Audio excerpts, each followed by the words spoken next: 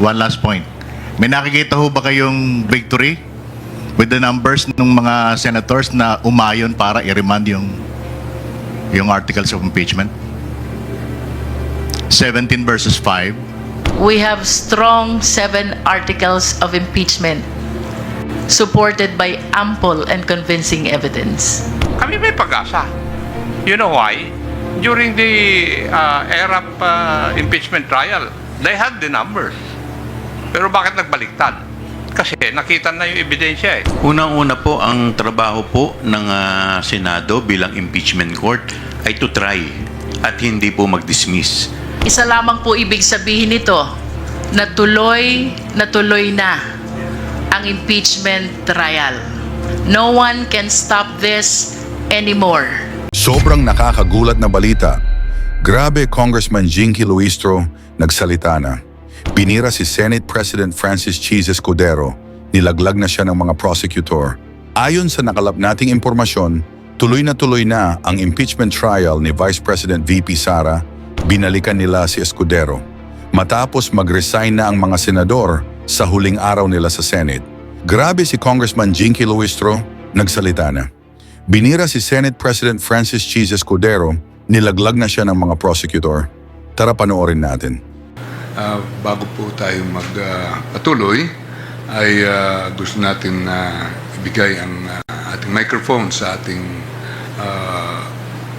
isa sa prosecutor, si Congresswoman Jinky Luistro. Congresswoman, you have the floor. Good afternoon. Maraming salamat po for waiting. Pasensya na po, I know that all of you waited for this moment when the prosecution panel will finally give their comment to what happened last night in the Senate.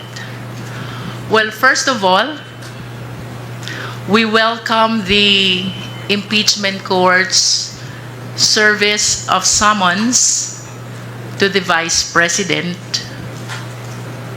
Apparently, the jurisdiction over the person of the respondent has been acquired already. She has a period of 10 days to answer. That is non-extendable. And we hope that all issues which are being raised in the impeachment court will be tackled as well in the answer of the Vice President. So finally, the people of the Philippines will see from the answer of the Vice President what her defenses are. Isa lamang po ibig sabihin nito, yung pag-acquire po ng jurisdiction ng impeachment court sa ating respondent kay Vice President Sara Zimmerman Duterte, it only shows na tuloy na ang impeachment trial. No one can stop this anymore because jurisdiction has been acquired already by the impeachment court over the person of the respondent. Now, with respect to the action of the Senate last night, the impeachment court requiring us to issue a certification about the compliance with the Constitution with respect to the filing of the impeachment complaint, as well as the second order, and that is for the 20th Congress to confirm whether we will pursue this impeachment complaint. Medyo ang prosecution panel po ay nalalabuan dito sa naging order ng impeachment court kagabi. So we resolve to seek the clarification of the impeachment court. With respect to the first order about the certification pertaining to our compliance with the Constitution in filing the impeachment complaint, we maintain our position. Sumunod po kami fully and strictly to the requirements of the Constitution. We did not violate the one-year prohibition rule. With respect to the second order, it is impossible to be complied with because, first of all, 20th Congress doesn't exist yet. Tayo po ay nasa ika-11 na kongreso pa lamang. Mag-a-adjourn pa po, and we will be looking forward na mag-convene naman ang pa-20 kongreso ng Pilipinas. That will be on July 28, simultaneous with the SONA. I wish to add, nakatanggap po tayo ng liham, or should I say, nakakita ng liham from the social media that the anticipated presentation of the articles of impeachment is canceled. Ang sabi po ng ating presiding officer ng impeachment court, the referral of the verified complaint to the impeachment court mooted already the presentation and the reading of the articles. This will be part of the clarification that we will be seeking from the impeachment court, sapagkat batid po natin na itong presentation ng articles ay bahagi ng Senate Rules on Impeachment, and we seek the guidance, we seek the enlightenment of the impeachment court so we can properly comply to the order that they issued last night. Finally, we wish to take advantage of this opportunity upang pasalamatan po ang taong bayan. Sa lahat po ng sumusuporta sa prosecution panel, sa House of Representatives, we had a mass this morning attended by different civil society groups. May mga nakasama po tayo religious leaders, and even victims of EJK. Maraming salamat po. Rest assured, ang House of Representatives, ang prosecution panel, naninindigan po. Tuloy ang laban para sa katotohanan, hustisya, at pananagutan. Maraming salamat po. Thank you, ma'am. Are there anyone from the prosecution panel who would like to give a message?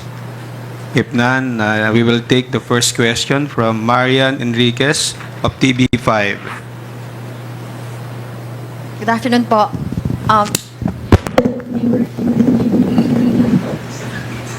Excited din yung mic. Ma'am, thank you, Kong Jinky, and to the rest of the prosecutors want to answer. Meron na po bang update kung natanggap na po ba muna natin itong received copy nung articles, yung pinababalik po na articles of impeachment? Meron na po ba from the Senate? We have no official information yet whether the articles of impeachment, which according to you is being returned by the Senate, was received already by the Secretary General. I hope you understand that the members of the prosecution panel here has no participation whatsoever in the proceeding of the office of the Secretary General. Let's wait and see kung anong official information ng SecGen. But ano pong action po ng ating prosecution team? Tatanggapin po ba itong articles of impeachment, yung pag-remand? And what was your reaction to that while watching it last night? Well, in my opinion, as one of the member of the panel of prosecutors, to give way to the clarification which we want to seek from the impeachment court, I would defer receiving the articles of impeachment from the Senate, including whatever orders they will be transmitting to us. This is not disobedience definitely, ang gusto lang po natin mangyari is to seek guidance and enlightenment first so we can properly comply with the order of the impeachment court. When you say you would like to seek guidance, may coordination na po ba with the Senate? Ano po yung ginagawa nating pakikipag-usap sa kanila para maliwanagan po tayo doon sa mga orders nila? We will be drafting the necessary motion seeking for clarification of the order which they issued last night. So nakita po kasi namin kanina si Sergeant at Arms ng Senate kanina, and hindi nga, wala pa pong nag-receive ng copy. So technically hindi po muna tatanggapin ng Kamara ang pagbabalik ng articles of impeachment, and magpapasa po muna tayo ng tama ba, ma'am? To give way to our efforts to clarify first the order, in my opinion, I would defer receiving the articles of impeachment, including the order issued by the impeachment court. Excuse me. Yung tatanggap ng order po dito, kung mayroon man, ay ang Office of the Secretary General. Hindi po namin alam kung ano ang magiging action ng Secretary General. Pero kung tanggapin niya, doon po kami magde-decide. Be that as it may, kami po ay naniniwala na ang power to initiate ng impeachment complaint ay nasa House, lalo na pag pinirmahan ito, in-endorse ng isang congressman at pinagbutuhan sa plenaryo. Itong nangyari dito, hindi lang itong ordinaryong impeachment. 215 of our members signed the impeachment complaint. Kaya first time ito na nangyari na may return sa atin. Kaya nangangailangan tayo ng clarification po dito. Bagamat prosecutors po kami at impeachment court sila, naguguluhan pa rin kami. At hindi namin maintindihan kung bakit ibabalik po ito sa amin. Ano po ang gagawin namin. Yun po ang isang bagay na kailangan namin maliwanagan. Sir, second to my last question na lang po. Some legal experts po are saying na instead of following the Constitution, itong mga senators po natin, they're creating legal issues po. And will you challenge this po ba? Itong ginawa po ng Senado sa Supreme Court, itong pag-remand, is this abuse of discretion na po ba?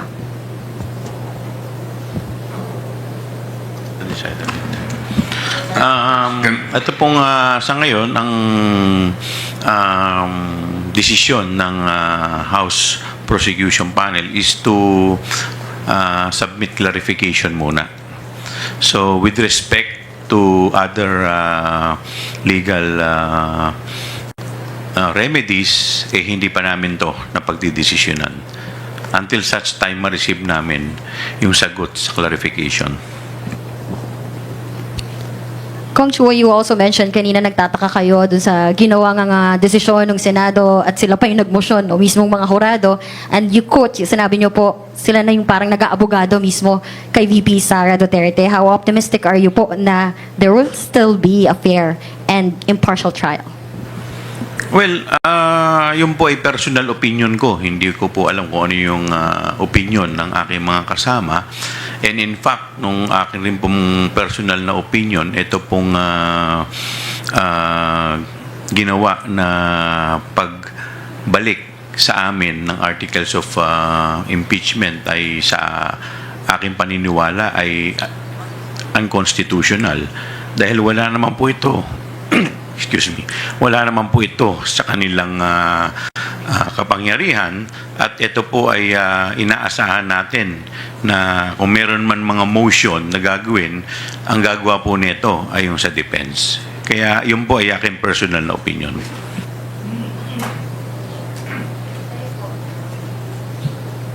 Anyone? Okay na po. Thank you. Thank you, Marian. Isa Ubentanyo Umali from GMA-DCWB. You're recognized. Isa. lumabas. Report. Big Sumintak from Net 25. Magandang hapon po. May we know now kung ano na ang status ng article of impeachment in your point of view na kagabi po ay dinicide nga po ng impeachment court na mayroong mga nakita silang mga procedural lapses and constitutional question doon sa 7 article of impeachment kasi pinoint out din nung mga nagsulong ng motion, particularly Senator Alan Peter Cayetano, yung first, second, and third impeachment.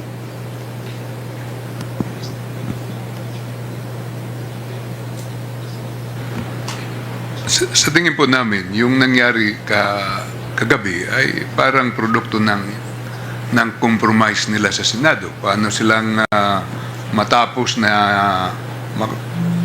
matapos yung usapin. Pero sa kabuuan ay tuloy ang impeachment, ang proceedings, ang trial. Kasi pinasagot na po yung ating Vice Presidente at binigyan siya ng 10 days to answer. Ibig sabihin, buhay na buhay dahil pag sumagot ng ating Vice Presidente ay matutuloy na. Bagamat, nandun na tayo sa period na patapos na ang 19th Congress at magsisimula na yung 20th Congress. Sa amin naman, may gusto silang hinging certification. Palagay ko po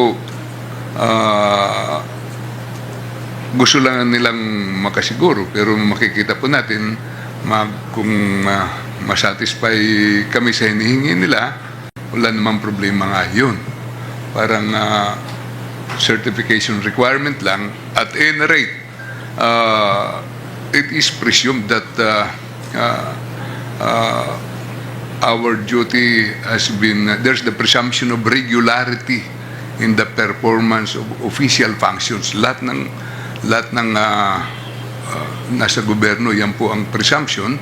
At maliwanag ito na 215 na nag-endorse sa impeachment complaint. So, ang take namin, tuloy po ito. Sir, in your point of view as prosecutors, particularly Congressman o Woman Luistro, ma'am, na nag-acquire na ng jurisdiction yung impeachment court dahil pinadala na ng summon ang respondent.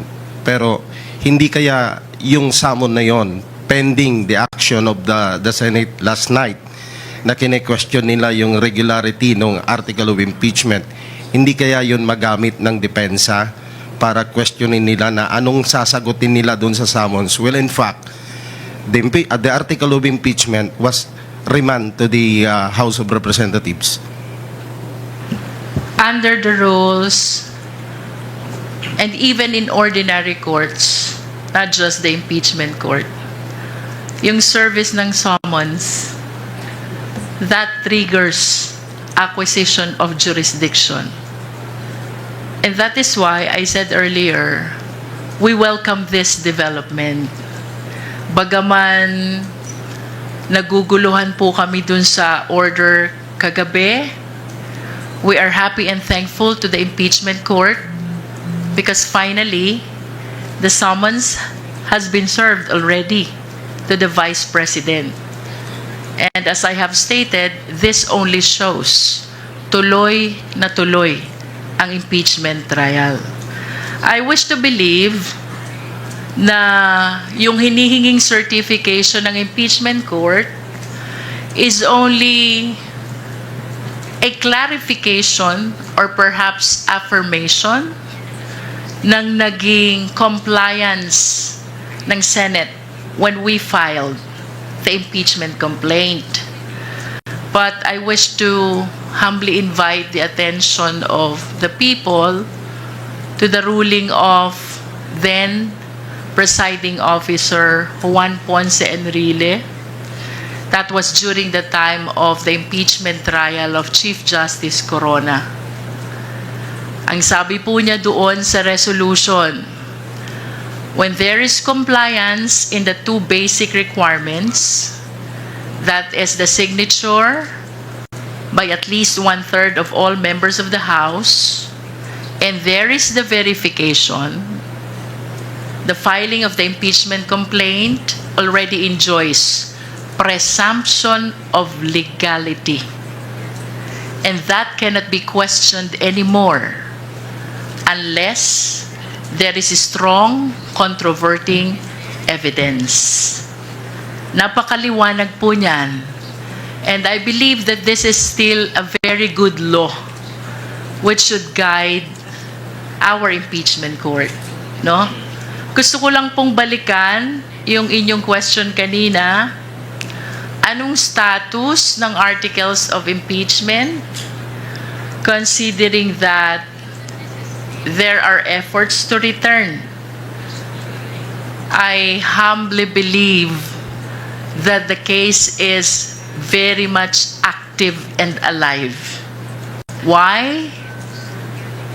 No less than the order of the Senate last night stated that the case is not dismissed, not terminated. Ibig sabihin, buhay na buhay ang kaso, pending sa impeachment court, reason also kung bakit kami man po ay nagtataka kung bakit ibabalik ang articles of impeachment dito sa House of Representatives.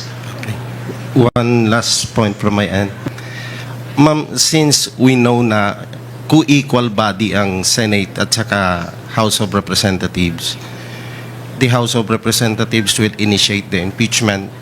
The Senate will be the trial court. Since na kine-question nila yung legality or the constitutionality of the impeachment complaint or article of impeachment, hindi ba ito isang insulto sa co-equal body? Yun, isa rin po yun sa aming pinagtataka dahil normally po, ang magtatanong po niyan o magko-question niyan, yung mga abogado ng respondent. Kaya nga po kami po naniniwala na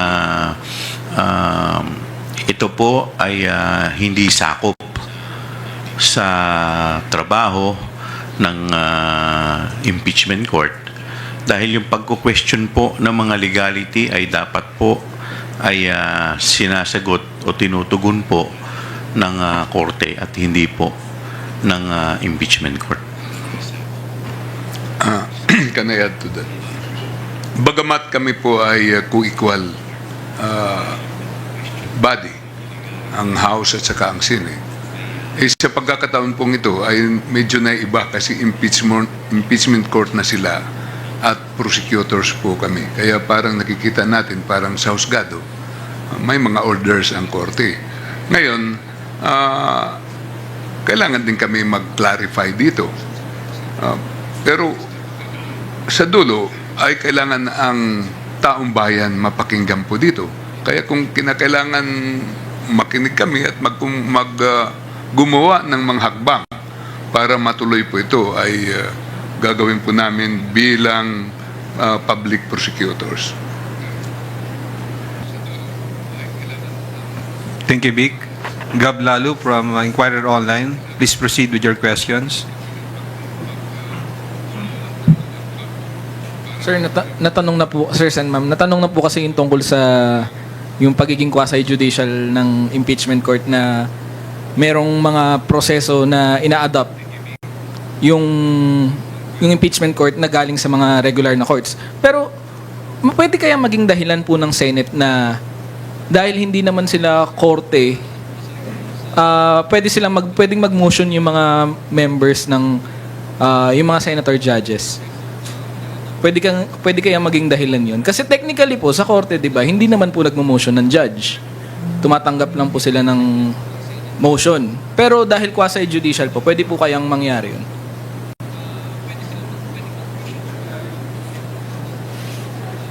Or I mean, pwede po nilang ma-justify po yun.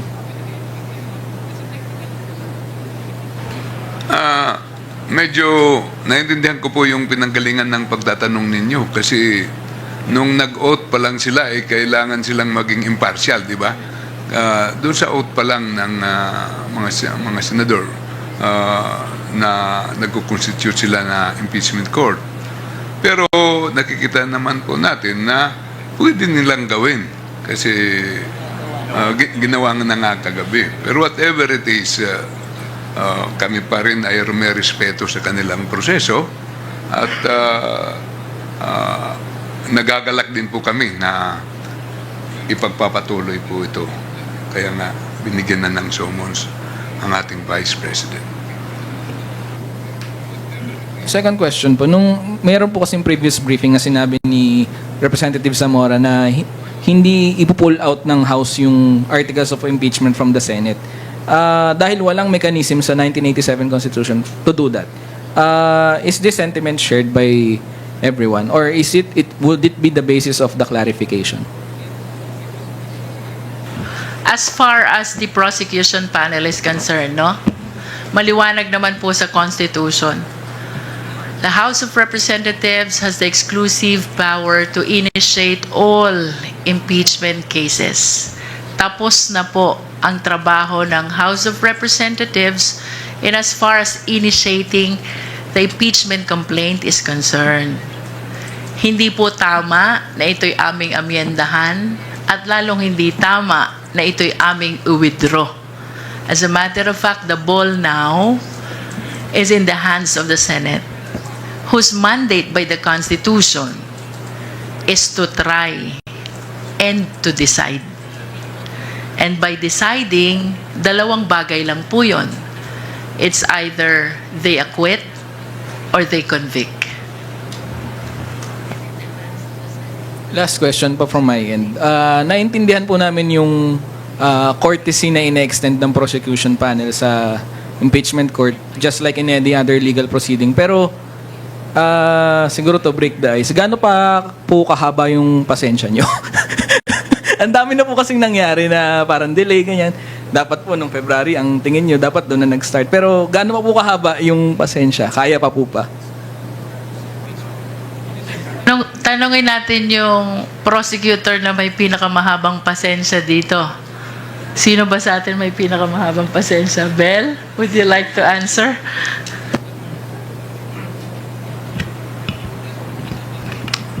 Opo, mapagpasensya po kami. At kami naman po, ginagawa lang naman po namin ang trabaho namin under the Constitution. So, kung ano man po ang sagot namin sa maski anong press briefing, maski anong interview, we are all united in following the Constitution and lahat po ng gagawin namin henceforth will be under the Constitution and under the Senate impeachment rules. Yun lang.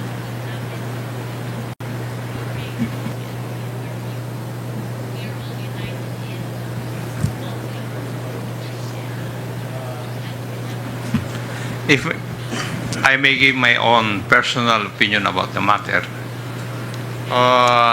kasi iba po yung personalidad ng House, kami as members of the House, kami as members of the prosecution group.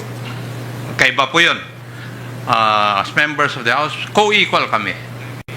Pero as prosecutors, we obey yung mga orders ng mga judges. Di po ba?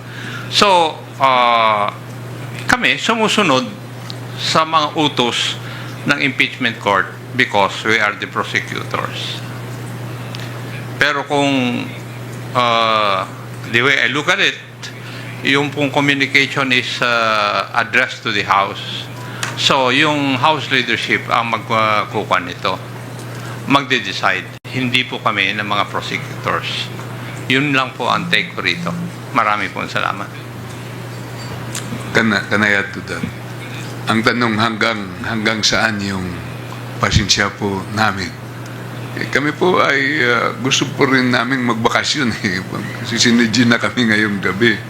Pero nautusan po kami ng plenaryo na mag-prosecute. Kaya nag-aaral po kami at naghahanda. At nakahanda po kami. Ito po ay utos ng taong bayan sa atin Ah, pero sabi nga nila, it takes two to tango, di ba? Pag nag-prosecute kami, wala namang korte, anong magagawa po namin? Kaya nandito tayo sa sitwasyong ito, na thankful naman kami na may patutunguhan din ito pag lampas ng 19th Congress patungo sa 28th Congress. Siguro ganun ang konsolasyon po natin. Pero sa ganang sa House na party, nandito po kami at gagampanan po namin sana ang aming tungkulin ngayong 19th Congress. At kung kami po bibigyan ulit ng ganong duties and responsibilities, lalo na't lahat naman nanalo yung nandito, at mag-iba pala except isang prosecutor namin, gagawin pa rin po namin yung aming katungkulan, yung aming tungkulin. Maraming salamat po.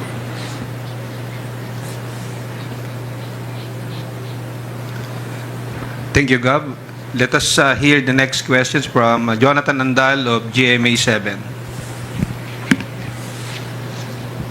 Ano pong guidance and directive ni Speaker sa inyo po tungkol dito sa pag-remand ng articles of impeachment? Meron po ba, if ever?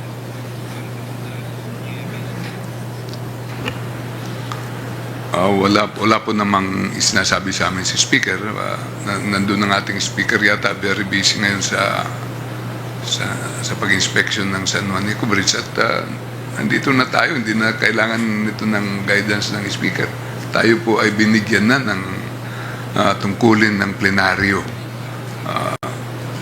Kaya siyempre nagmi-meeting na lang kami kung anong susunod na hakbang na gagawin namin. Sa ngayon po ay yung clarification kung ano man pag dumating sa atin yung kanilang communication. Ang boto po kagabi, 18-5-0. 17? It's 18. 18. Okay. Yun yung boto po kagabi. Sa tingin nyo, yun din ba yung, may mga nagsasabi na baka yun na rin yung posisyon ng mga senador at maging boto pag umusad yung trial. Naniniwala po ba kayo ron? It is very hard to preempt kung anong magiging decision ng mga senator judges until and unless we have concluded the presentation of our evidence. That is why we really have to follow the Constitution. And the mandate by the Constitution to the impeachment court to try and to decide. No? Mahirap pong isipin o sabihin na yung boto kahapon, ayun na rin ang magiging boto sa impeachment case sapagkat wala pa po ni isang ebidensyang naiilatag ang prosecution. No? Until and unless we are done with the presentation of all the evidence, I think that's the time we begin to think ano kaya ang magiging boto ng ating mga senator judges.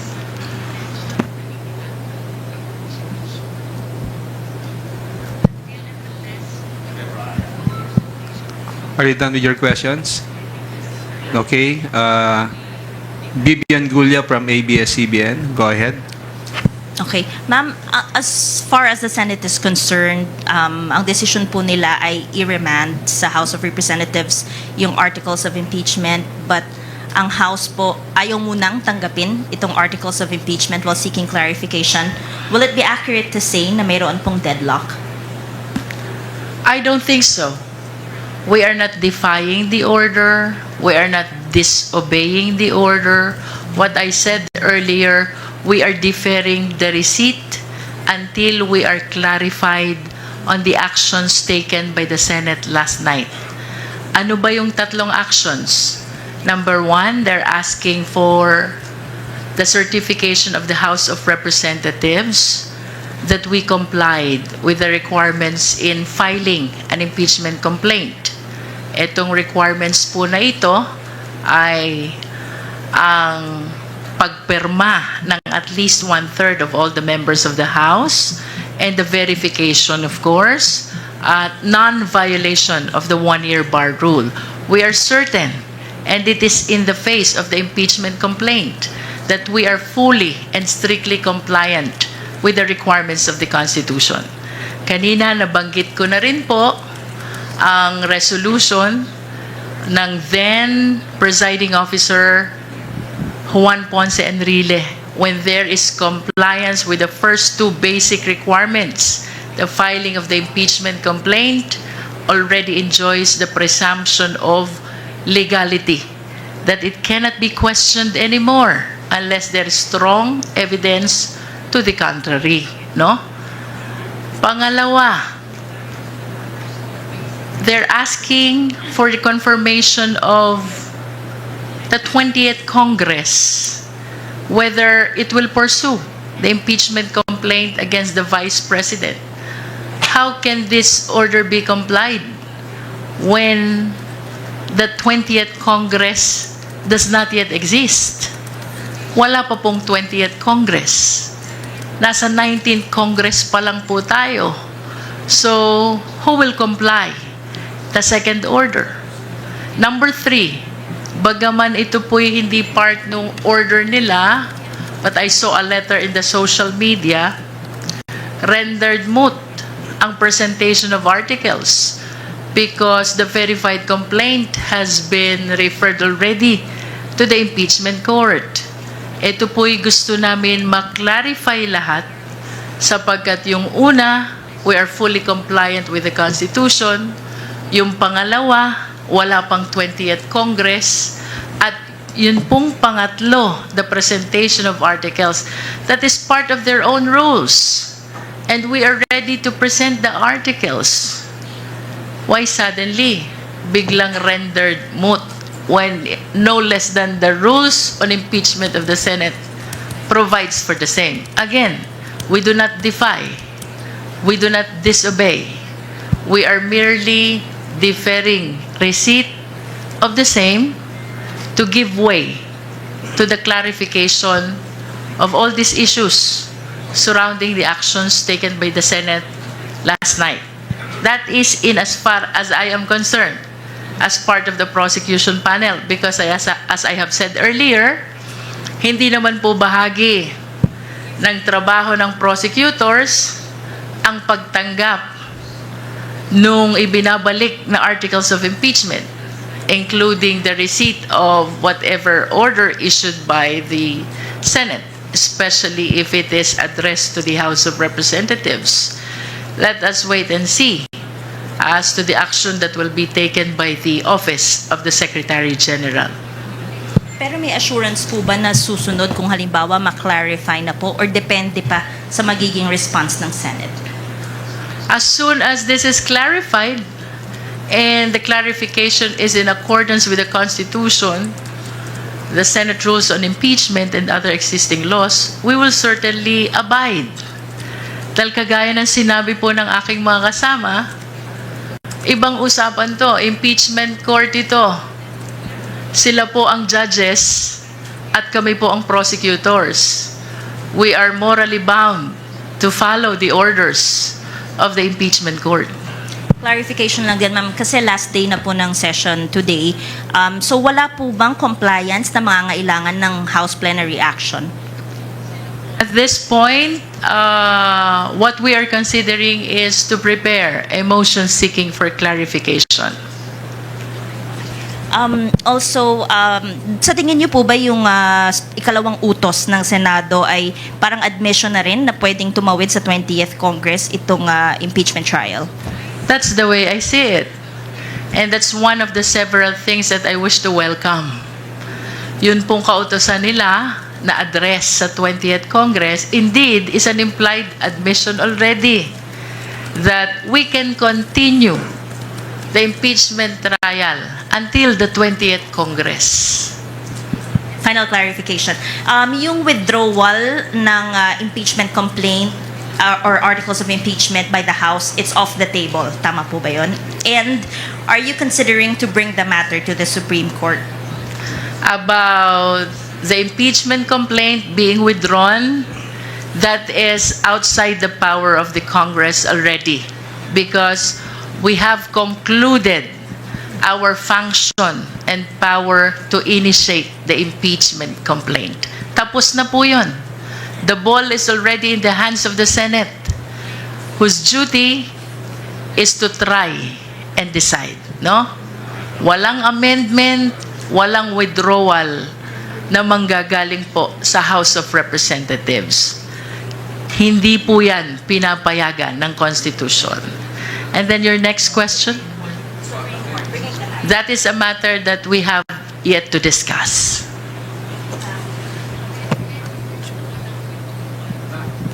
Ma'am, clarification lang, Congressman.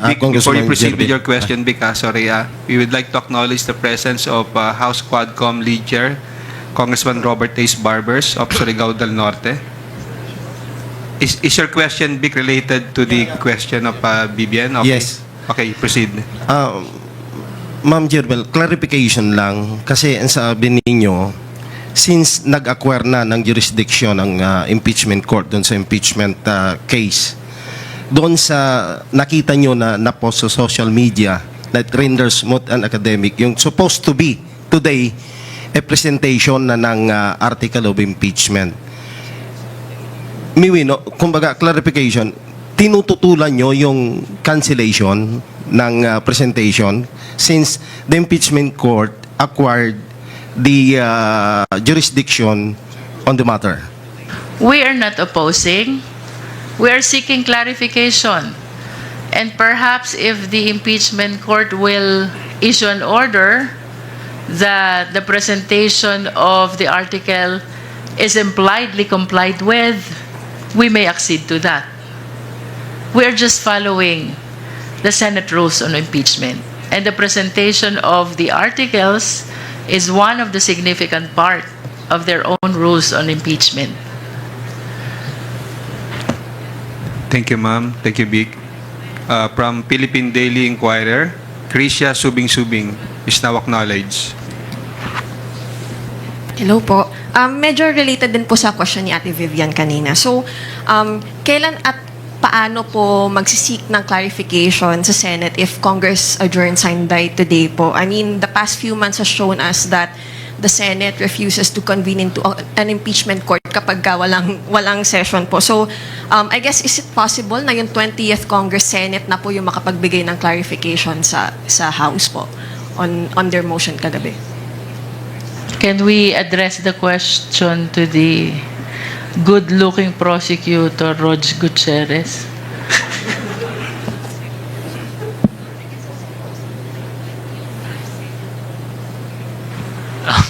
Sorry, just to be clear, can we have a repeat of the question? Just to be very clear. Kailan and paano po magsisik ng clarification yung House Prosecution regarding the move by the Senate yesterday? Kasi as the past few months have shown us, hindi po ayaw mag-convene ng Senate as an impeachment court kapag walang session. And so we can expect that until June 30. So is it possible na sa 20th Congress Senate pa po magkaroon ng clarification sa mga tinatanong ng House? To be frank lang po, I don't think it would be a fair statement to say we cannot preempt the impeachment court. We cannot substitute their decision. We cannot say for sure that they will not convene po, no? So what is very clear for us here in the prosecution panel is that we will be seeking clarification, and it will be addressed not to the Senate but to the impeachment court. Now, the question of whether or not they will convene, I think that only they can answer po, no? And ma'am, tama po ba yung pagkakaintindi ko? You will file, you are preparing a motion to be read at the plenary later po? Motion seeking for clarification. And then my second question po, it seems that you and other legal experts agree po na the Senate does not have constitutional power to remand po. So, in your opinion, does the House have the power to reject the remand? Is that a possible pathway for you?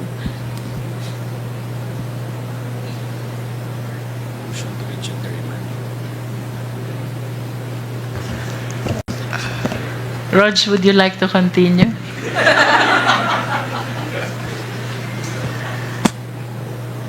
Marami kang fans dito.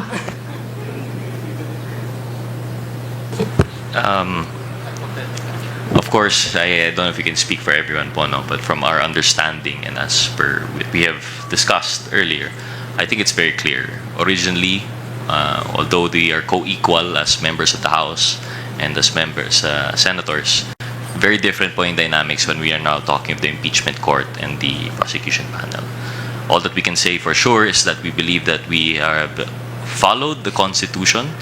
We are confident in that the proper processes were obeyed.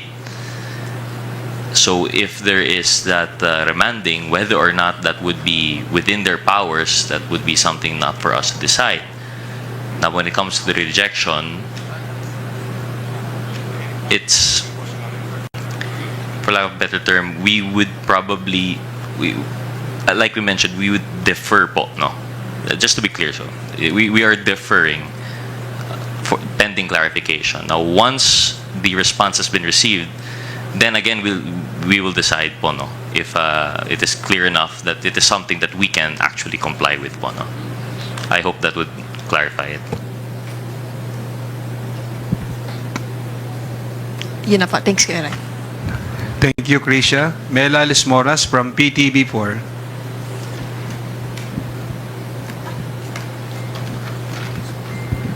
Hi, good afternoon po, Prosex. Sulitin ko na lang po yung pagkakataon since I think this is the first time na medyo marami po tayong humarap dito nga sa isang press conference. For the record, ano-ano po yung articles na assigned sa inyo? Pwede po bang sumagot one by one? And gaano, nasa na po yung preparation natin ngayon? Dahil, gaano kahalaga na marinig po ito ng ating mga kababayan? Kasi up until now, ang dami na nating naging process dito nga sa impeachment proceedings, pero may mga nagsasabi pa rin na it's all about politics, may mga ganong criticisms. Can you just share ano pong articles and ano na po yung update sa preparation nyo at gaano ito kahalaga na marinig ng taong bayan sa pamamagitan ng impeachment trial? Una po, gusto kong balikan kanina yung tanong, yung tungkol sa can we reject it? Di ba? Ngayon, na-return nila sa amin, na-reject. Baka magbula-bula po ito, wala nang patutunguhan. Yun po ang ayaw nating mangyari. Ang importante po dito, ang interest ng taong bayan at saka yung duties and obligations natin. Kung kailangan may mag-bend siguro dito, kami ang prosecutors, sila ang judges. Kailangan, kung compliable, kung pwede namin gawin na hindi makukompromise yung aming strategy, ay siguro baka kailangan namin gawin. Pangalawa, yung tanong po ni Ma'am tungkol sa articles, sa preparation po namin. Ngayong araw nga po, nakahanda na po kaming mag-present, pero pinigilan lang po namin. Pero ayaw po namin muna magsalita para hindi naman namin telegraph kung anong gagawin namin. Pero nandun nakalabas na po yung articles of impeachment. Sir, ilang percentage na lang po? So, with that po, you're saying 100% na nga kayo sa anong prepare. Tama po ba?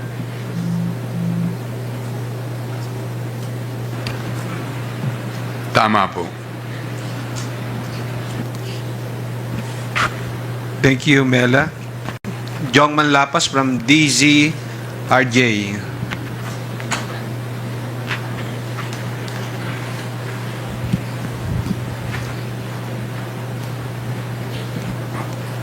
Kay Congressman Chua, sabi niyo po kanina na unconstitutional, sa saligang batas, wala sa saligang batas unconstitutional yung ginawa ng Senate. Sa palagay po ba ninyo magkaroon ng constitutional crisis po itong hakbang ng Senate? Siyempre, yun po yung iniiwasan po natin na mangyari yun dahil ang gusto po natin umusad itong impeachment complaint dahil at the end of the day, ito naman po ay ginagawa po natin dahil interesado rin po ang taong bayan na malaman tungkol po dito. So, sa akin pong paniniwala, ito naman po ay mariresolba ng maayos. At ito po ay gagawin po natin hanggat, sabi nga po kanina, kung gaano kahaba ang aming pasensya, hahabaan pa po namin para ma-resolve lamang itong kinakaharap nating impeachment. Sa palagay niyo po ba na mayroong pagmamalabis ang impeachment court nang ibinalik sa inyo kahit na sinasabi nga ninyo na wala sa Constitution yung hakbang nila? Kaya nga po magsasubmit po kami ng clarificatory questions para malinawan po kami kung ano po talaga yung kanilang mga ninanais. Sa reaction lang po, sabi po ni Senador De La Rosa na tantamount to dismissal na raw po yung impeachment case nang ibinalik sa inyo. Unang-una po, ang trabaho po ng Senado bilang impeachment court ay to try at hindi po mag-dismiss. So, inaantay po namin ngayon na gampanan po nila ang kanilang constitutional duty.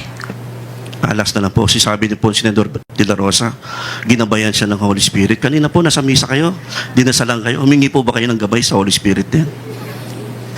Ang unang-una, lahat naman po tayo, yun po ang gusto natin, gabayan tayo ng Holy Spirit. Pero ang pinakatamang gabay po dito sa impeachment proceeding ay ang ating saligang batas.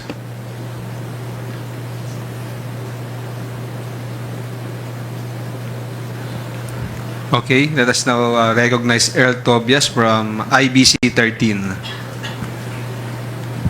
Good afternoon po. To our prosecutors, once and for all po, dapat ngayong araw nakatakdang magpresenta ang prosecution panel ng Articles of Impeachment sa Senado.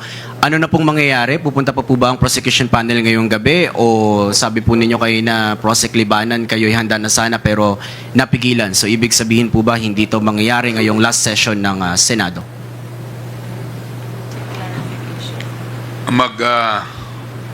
Hingi muna po kami ng clarification sa kanilang nare-request sa Kongreso. Hindi na po kami muna matutuloy magpunta doon. Ano naman ang gagawin namin? Kasi ang dapat na gagawin namin on their invitation, in-invite tayo nung June 2, tapos ginawa nilang June 11. Nakahanda kami kasi silang nag-imbita. Ngayon, sinasabi nila hindi na matutuloy. So, hindi na kami pupunta roon. Kasi baka lalo lang magkagulo kung anong gagawin namin doon. At marami pa rin naman kaming ginagawa dito sa Kongreso. Ito po yung last day of session namin. Ito pong pagtatapos ng 19th Congress ngayong gabi. Thank you po. Follow-up na lang.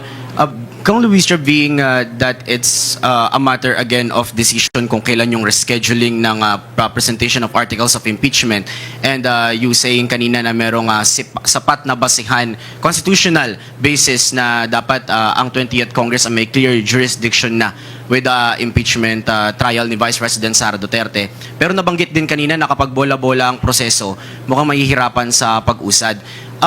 Do you expect pa po ba the narrative of a Senate impeachment court wherein senator judges can move motions back and forth during the trial, or as prosecution panel, sana po hindi ganun yung mangyari? We ask another good-looking prosecutor, Jill Bungalyun. Thank you. Pwede pakulit lang na tanong. Basically, Prosec, kanina nabanggit po ni Prosec Libanan na kung bola-bola yung proseso na parang back and forth nga na kaninong korte ba yung desisyon. Do you expect po ba ay Senate impeachment court whereas ang naratibo ay may magmumove na motion na senator judge between or sa kasagsagan mismo ng trial and merong mga proseso na atras, merong mga proseso na abante, whereas Prosec panel, sana po ba ay hindi ganun yung mangyari? Well, as a prosecutor, as a member of the prosecution panel, we expect that they will expedite within a reasonable frame yung conduct ng trial. And as much as possible, we want to avoid this kind of motion because it amounts to dilatory, no? Nadidelay lang po yung impeachment. So, we are guided under the Constitution that the Senate shall have the power to try and decide the case. So, malinaw naman dun. We should proceed with the trial And I guess all the members of the prosecution panel are ready with the trial. Thank you, Earl. It's your turn now. Dwight De Leon from Rappler. Hello po, good afternoon. Yun pong sa request ng Senate, yung sa motion nila, dalawa nga po yun, and you've mentioned already that the second part of the motion cannot be complied with because the House is currently in the 19th Congress. So, do you think that the delay is deliberate? The Senate is deliberately delaying the impeachment trial? Let's ask one more good-looking prosecutor. Congressman Keith Flores. Intentionally delaying it, medyo mahirap yan na question but they could have, yeah, we cannot speak for them, no? But then again, di ba, paulit-ulit din nilang sinasabi, but Cheese has been saying that they cannot bind the 20th Congress Senate. Yet, in their orders, they're making us comment for the 20th Congress. So, back to them, di ba? Sila na may sabi nun, tapos sila din naglagay sa order nila. And it's very impossible to comply with such an order.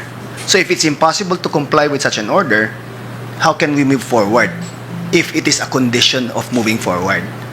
Kaya sinasabi namin na parang dapat it should be baliwala lang yung order na yun kasi it's impossible to do as of the time. So in the House Prosecution Panel's view, do you think the Senate is delaying the process, deliberately delaying the process? I cannot speak for everyone, no? But for me, yes. Sorry. Okay po.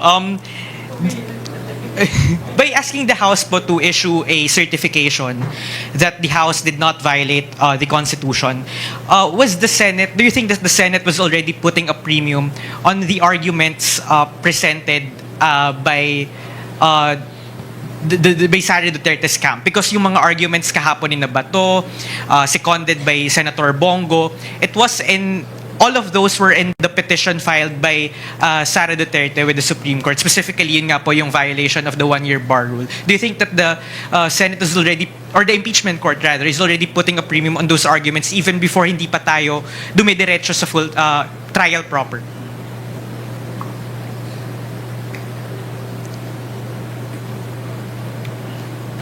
Well, we cannot speak for them, no?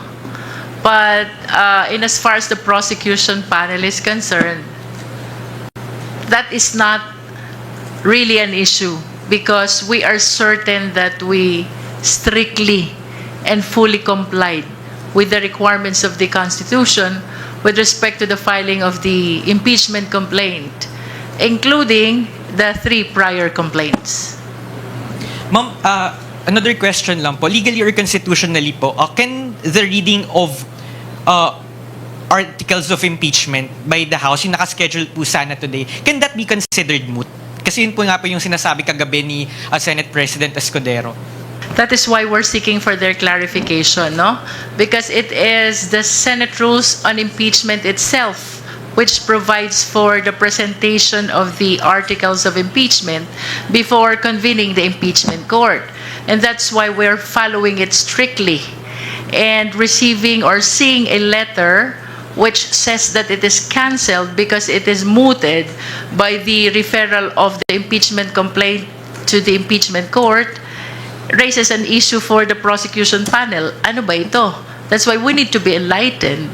At nasabi ko na po kanina, if the impeachment court will issue an order that the presentation of the articles in accordance with their rules is impliedly complied with, we might accede to that.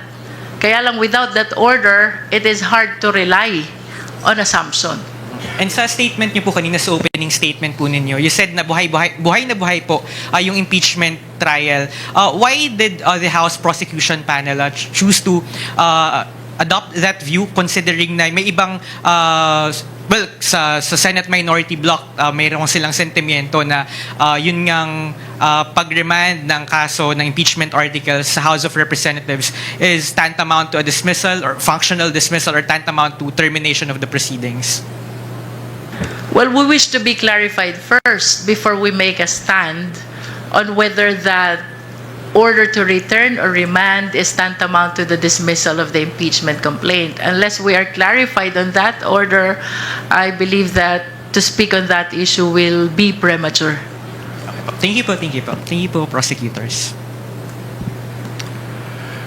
Willie Delgado from DZMM.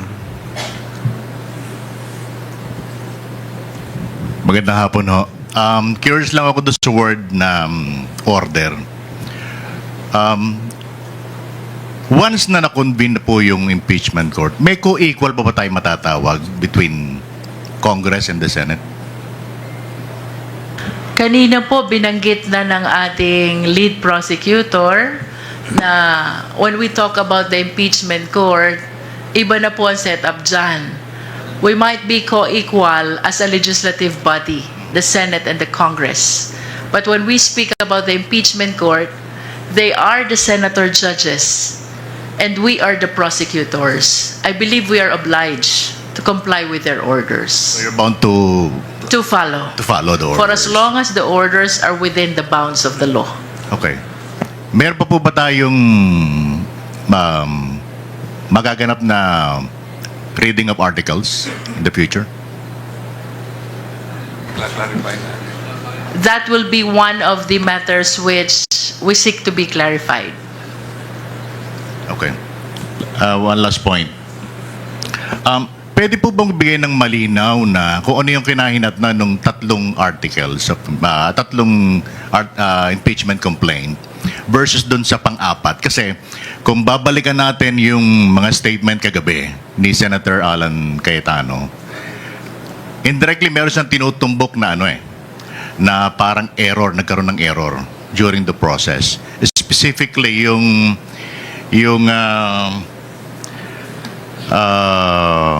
rules of procedure ng impeachment, mukhang ang pinatutungkulan niya is Rule 2, Section 3. Paki-enlighten nga po kami ron. Bel Zamora will answer your question. Hi, for everyone's clarity, there were, as we know, there were 3 impeachment complaints filed in December. So the first one was filed on December 2. And under the Constitution, an impeachment complaint filed by a member or a public citizen, which is endorsed by a member, shall be calendared in the order of business of the House within 10 session days. So, for everyone's clarity, again, February 5 fell as the 10th session day. This is different po from calendar days, so we shouldn't count 10 calendar days from December 2.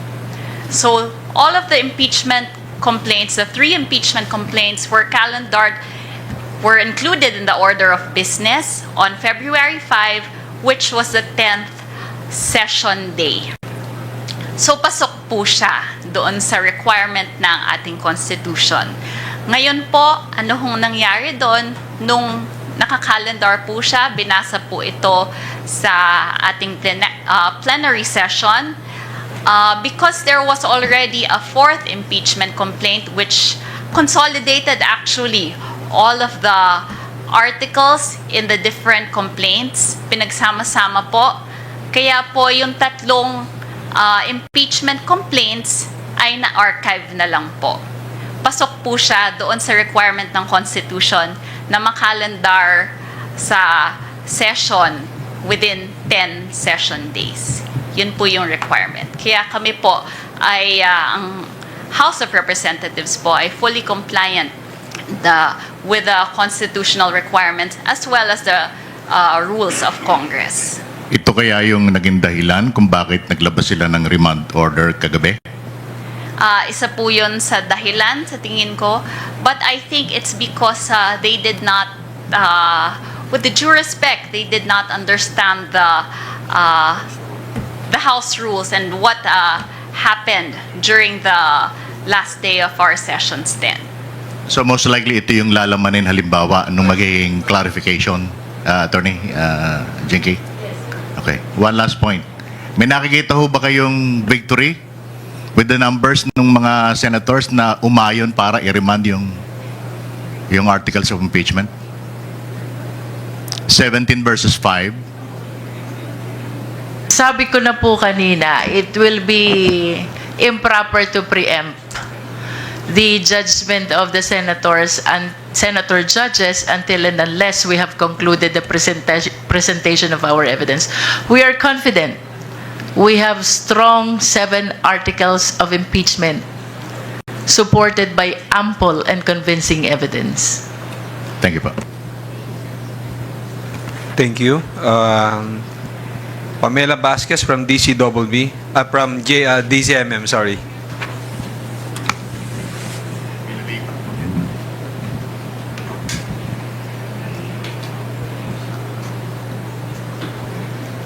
Pero naniniwala po ba kayo na hindi po sana humantong doon sa pagreban kung nabigyan po sana ng chance ang House Prosecution na humarap po sa Senate Impeachment Court and nabasa sana yung articles of impeachment? Well, it is hard to speculate on what really prompted the issuance of that order. And that is precisely the reason why instead of reacting to the order, we prefer to seek first for clarification, no? We are inclined to believe na they are supporting also the mandate of our Constitution. That is what we want to believe in as far as we are concerned, because we must be reminded of the fact that sovereignty resides in the people, all government authority emanates from them, and all of us, the prosecutors and even the senator judges, we are all bound to follow the letter and the spirit of the Philippine Constitution. May we get lang din po yung reaction ng House Prosec doon po sa ilang senator judge na tumangging magsuot ng robe last night. Confident or kumpiyansa pa rin po ba yung House Prosec na magiging impartial yung Senate Impeachment Court dahil po dun sa hindi pagsuot ng ibang senator judge? Chairman Ako, would you like to answer? Be gentle. Pakiulit nga po yung katanungan para mayroon akong pagkakataon na mag-isip.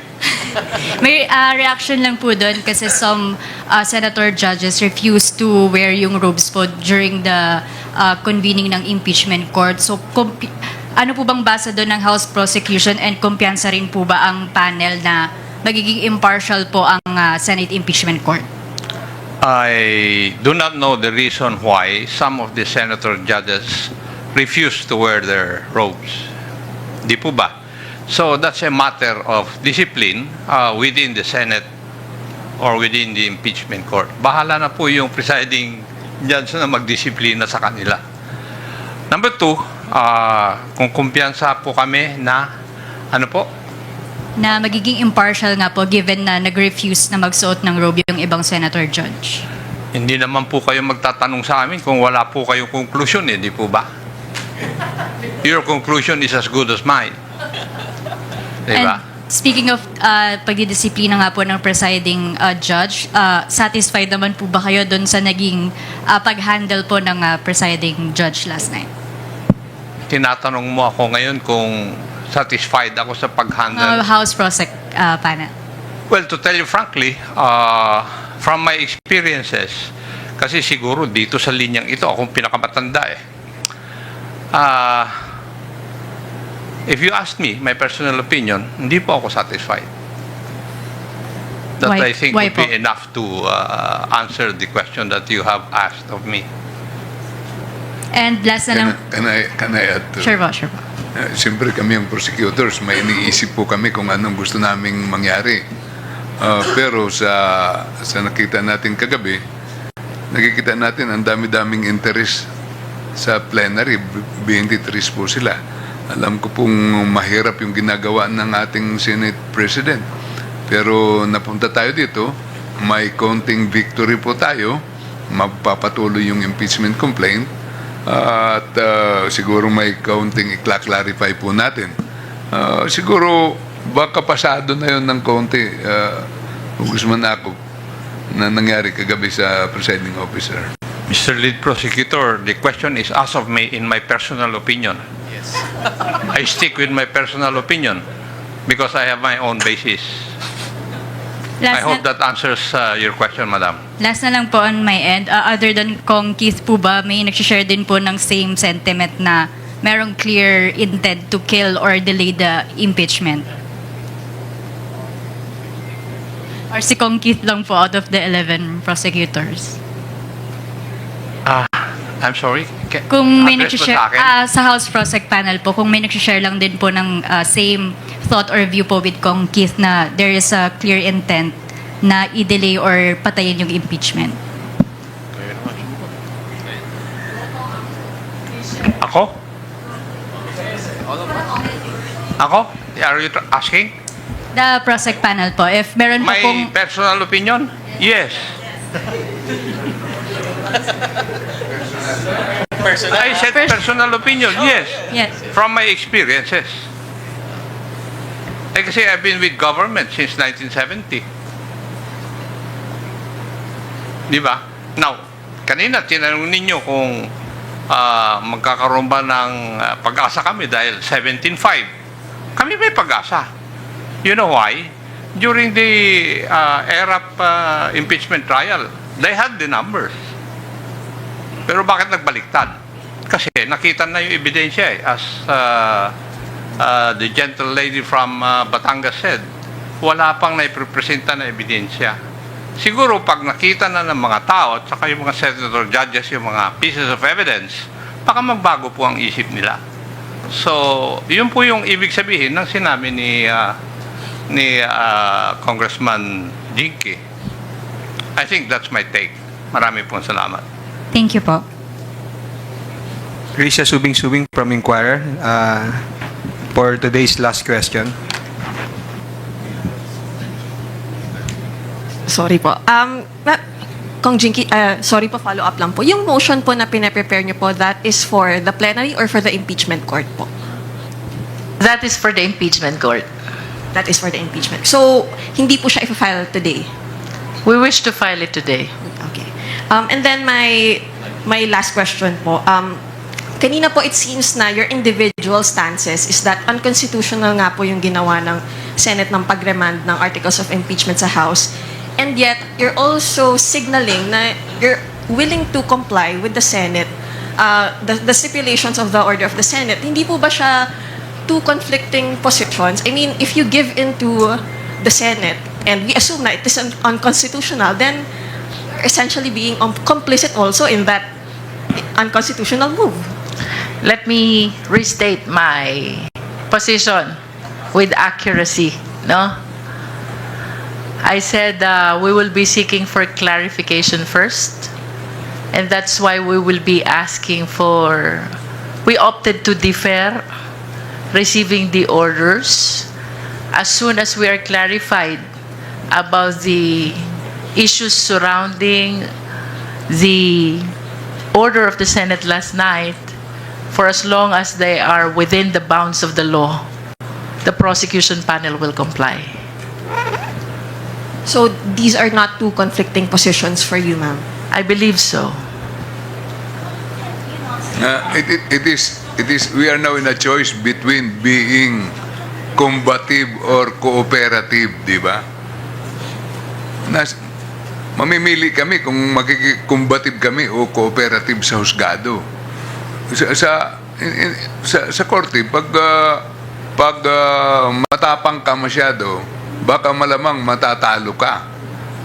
Pero pag nagko-cooperate ka sa orders ng korte at naipresenta mo yung ebidensya, malamang mananalo po kayo. Kaya yung strategy namin is to act as prosecutors in front of impeachment judges, di ba? So, kaya ganun po ang aming ginagawa. Ngayon ikaw bilang Pilipino, ano ang masasabi mo at reaksyon sa balitang ito? Mag-iwan ka ng komento sa ibaba at atin pong babasahin isa-isa.